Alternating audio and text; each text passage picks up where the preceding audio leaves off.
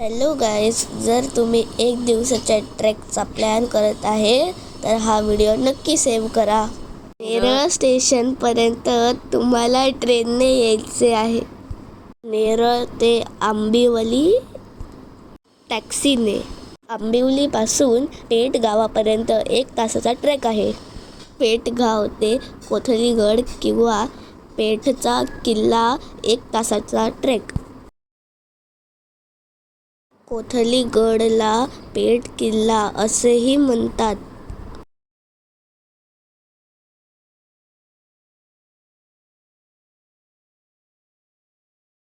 हा रायगड जिल्ह्यातील कर्जत तालुक्यातील एक लहान पण अत्यंत महत्त्वाचा गिरिदुर्ग आहे.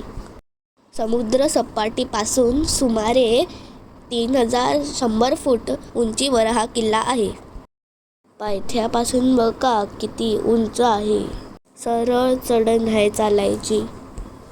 किल्ल्याच्या बांधकामाचा अचूक कालखंड निश्चित नाही, परंतु तो बहुधा 13व्या-14व्या शतकात बांधलेला गेला असावा.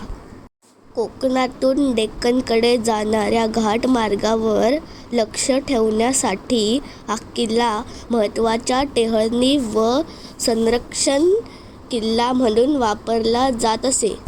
किल्ल्याच्या माथ्यावर जाण्यासाठी दगडात कोरलेल्या अरुंद पायऱ्या आहेत. प्रवेशद्वाराजवळ गुहा असून पूर्वी इथे सैनिकांचा मुक्काम होत असे. वरती 2 तोफा आहेत. माथ्यावरून माथेरान, प्रबलगड, भीमाशंकर आणि आसपासच्या सह्याद्री पर्वतरांगांचे सुंदर दर्शन होते. हा किल्ला आकाराने लहान असला तरी त्याचे नैसर्गिक संरक्षण आणि टेहळणीसाठी स्थान अत्यंत महत्त्वाचे होते. किल्ल्यावर पिण्याच्या पाण्यासाठी दगडात विहिरी बांधलेल्या आहेत. अशा बऱ्याच विहिरी आहेत. छत्रपती शिवाजी महाराज यांच्या काळात हा किल्ला मराठी साम्राज्यात ताब्यात होता आणि आसपासच्या किल्ल्यांशी संपर्क राखण्यासाठी त्याचा उपयोग होत असे.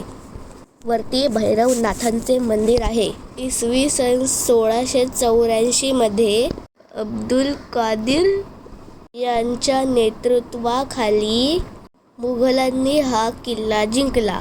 नंतर तो काही काळ मुघलांच्या ताब्यात राहिला.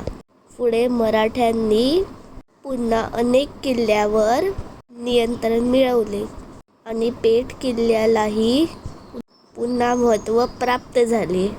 हा किल्ला बघा, पूर्ण दगडामध्ये आहे.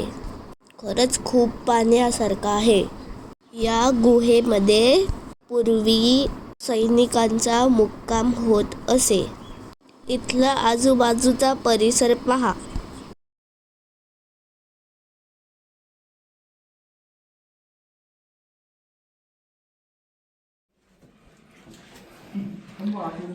इथे चढायला आतूनच पायऱ्या आहेत.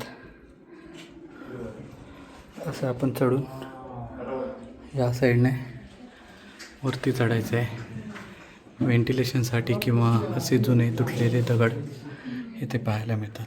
आपण इथून वरती आलो.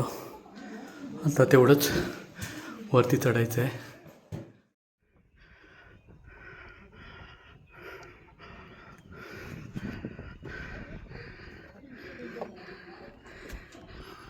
हा व्ह्यू पाहण्यासाठी आपल्याला या जिन्यांवरून यावं लागतं आणि या जिन्यांवरून वरती टॉपपर्यंत जावं लागतं.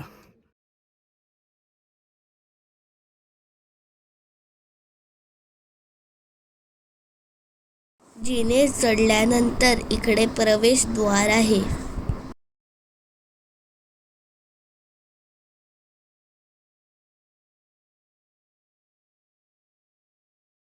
फायनली आपण गडाच्या माथ्याशी पोचलो.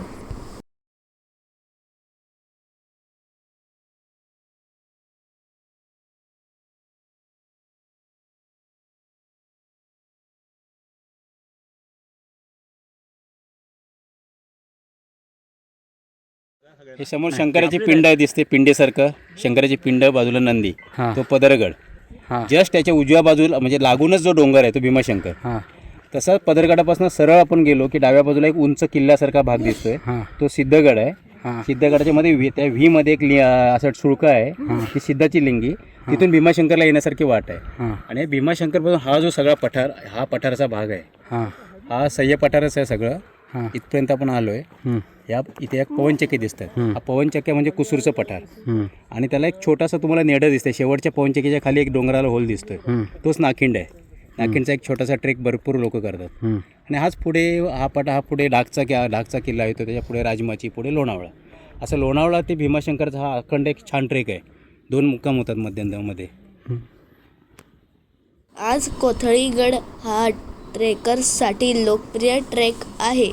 विशेषतः पावसाळ्यात आणि हिवाळ्यात येथे मोठ्या संख्येने पर्यटक भेट देतात. तुम्हीही भेट द्या.